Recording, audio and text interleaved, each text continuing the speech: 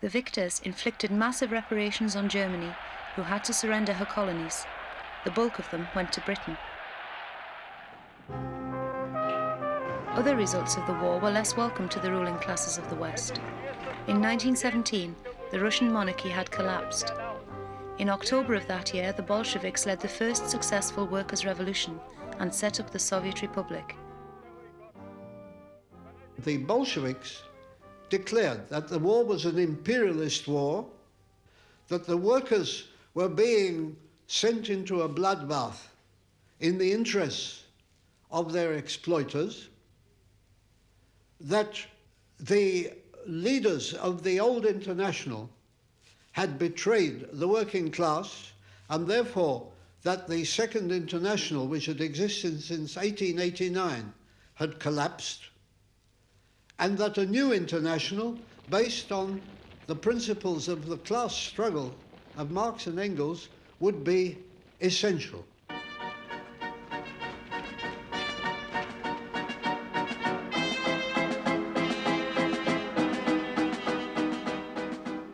Both the October Revolution and the Third International were condemned by the leadership of the British Labour Party, but there was approval in the rank and file.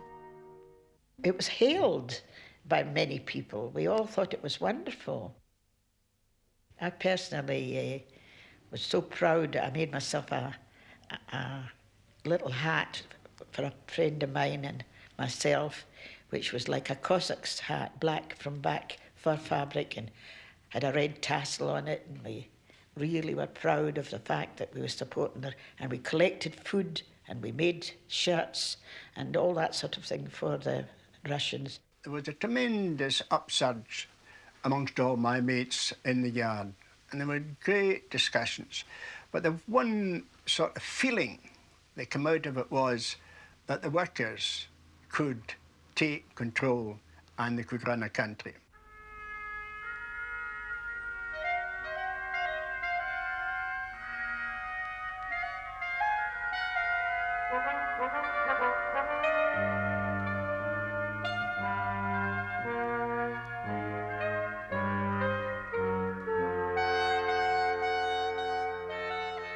In 1918, soldiers and workers' councils were formed all over Germany. In Hungary, a Soviet government was set up briefly. These developments sent shockwaves of fear through the ruling classes in the West.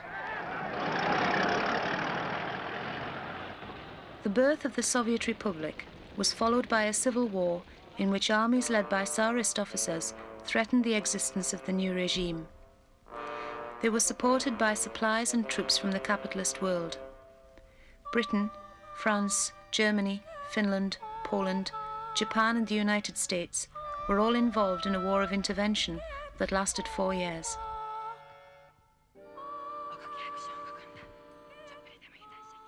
Churchill's attitude and the attitude of the British ruling class here was to crush the Russian Revolution. That was the whole attitude that was adopted at that time, and they made no bones about it.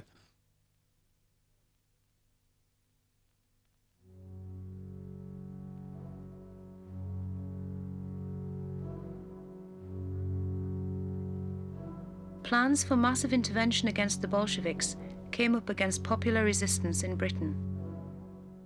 We had refused to go as volunteers the previous month, and we were naturally furious at being told that we had no option.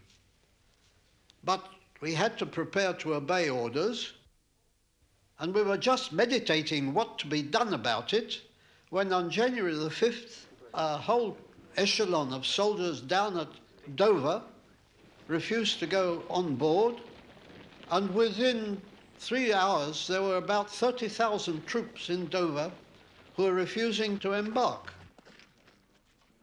They simply went on strike, and they told their commanding officers that they, very respectfully, that they didn't intend to go to Russia. The War of Intervention had 2 aims. One was to nip the revolution in the bud before it could spread to the highly industrialized countries of the West. The other was to defend solid economic interests. Germany, France and Britain all had substantial stakes in the capitalist economy of Tsarist Russia. Britain had investments in cotton, in oil, in timber, and in mining.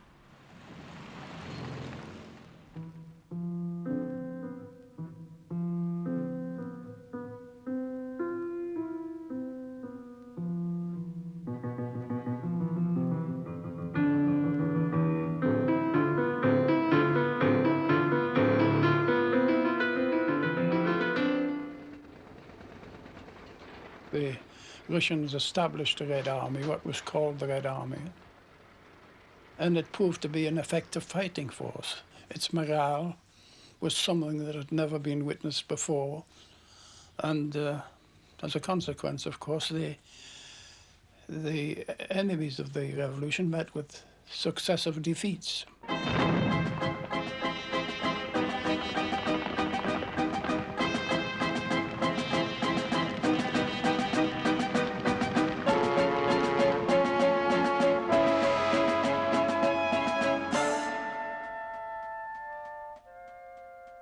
In Britain, there was widespread opposition by workers and soldiers to the War of Intervention. The movement was inspired partly by a genuine feeling of international solidarity and partly by war weariness. So strong was the movement that the TUC and the Labour Party were forced to support it. In August 1920, a TUC and Labour Party Council of Action threatened a general strike against the war. Dockers refused to load war materials. The Jolly George was being loaded with munitions to go to northern Russia.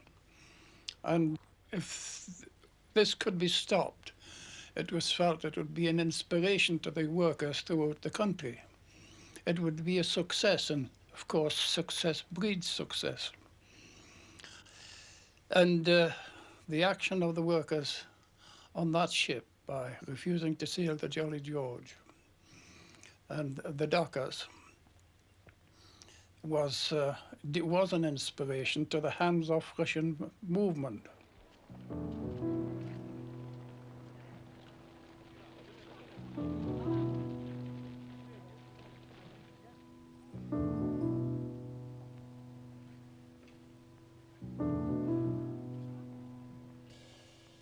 Councils of action were established throughout the country to resist any intervention by the British government against the Soviet Union. The campaign was so general, everyone taking part in it, not limited only to Labour Party members and trade unions, that the government announced it had never been their intention to take military action against the Soviet Union. It was not until 1922 that the last invading troops left Russia. The Soviet state had not been eliminated, but its economy was gravely damaged.